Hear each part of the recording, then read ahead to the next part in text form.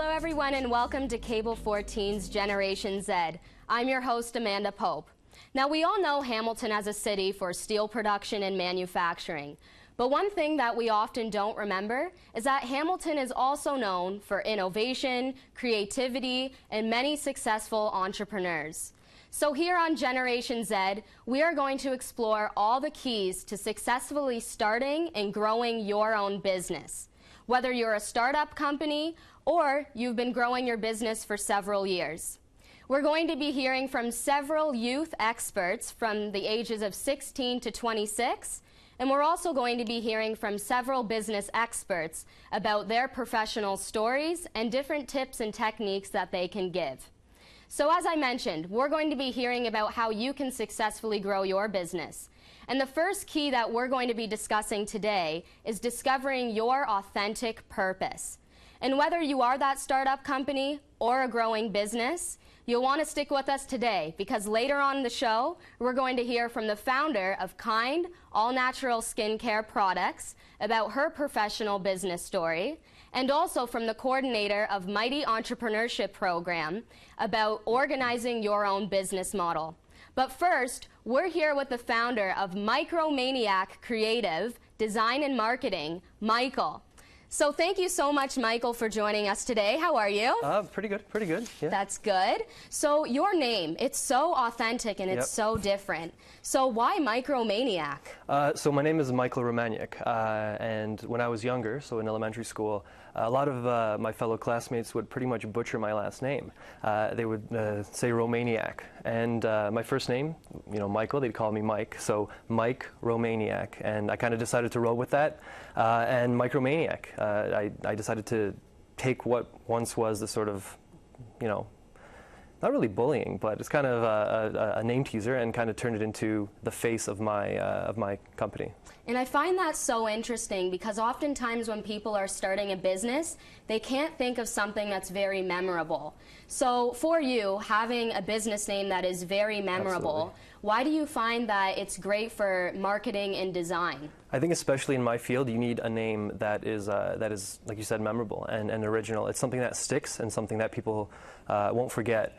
I think a lot of times people do decide to just place their first and last name and then add, design or studio or whatnot, which is great. And essentially, in a way, that's kind of what I did, but just creatively, right? So you still have my last name sort of stuck in there. But Micro Maniac has been, I've had a lot of people mention that it's been something that, kind of piques their interest. They're like, well, what do you do? Who are you? Why micro? Why maniac?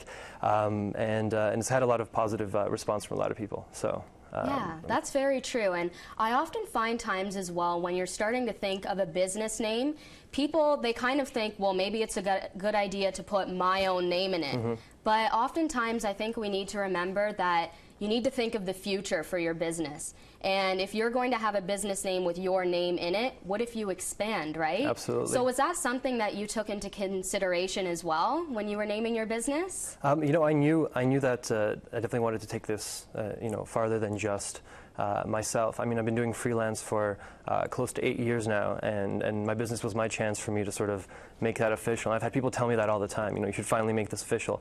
And yeah, that was definitely one of the things that I considered. That I didn't think Michael Romaniuk alone was memorable enough. I mean, a lot of people know me. My friends know me. My family knows me, and they know my obviously first and last name. So it makes sense for them. But I think in the grand scheme of things, it would kind of get lost in everything. And I've also, I did my fair share of research as well.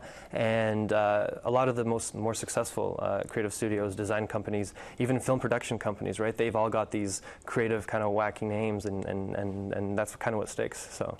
Yes, and aside from the name of your business being different, now in regards to your services, how are they different in comparison to different marketing and design businesses? So I think the largest sort of difference between me and other design and marketing businesses is sort of my approach and the way that I do. Most of these companies are either catered towards design or catered towards marketing, and then they don't really overlap. I sort of do everything. So I've been doing this for, like I said, 8 to 9 years, and I do both graphic design, I do videography, I do photography, I do web design, I do branding, I do the strategy component behind it, I do the marketing. So I think, and what I found from all my clients is that it's very nice for them to be able to go to one place to get all of that.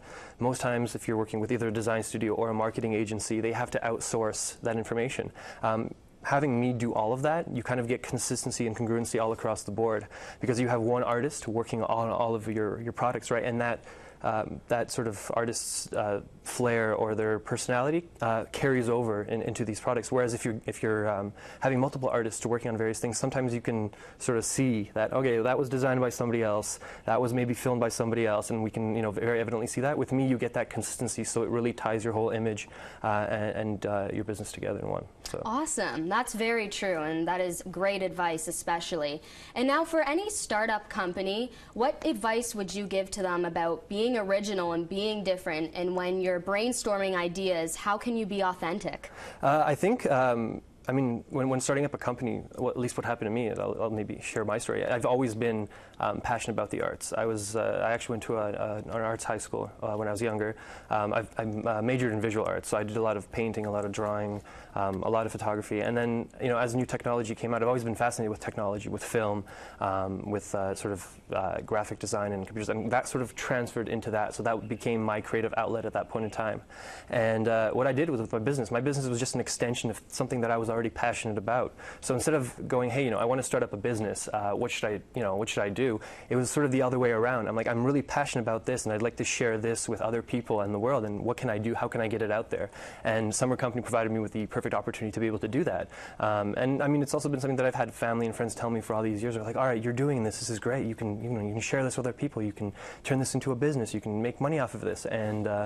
And so it's been nice because it doesn't even feel like work a lot of the time. And so I guess my advice is for people in terms of being authentic, really find what you're good at and what you like doing and turn that into your business, as opposed to maybe searching for something. So find that one thing you're passionate about, find that one thing you're good at, find that one thing that maybe other people don't do that you can share with people. And that way it really doesn't even seem like work half the time. And that is so true. You want to find something that you're passionate about so it doesn't feel like work, like you said.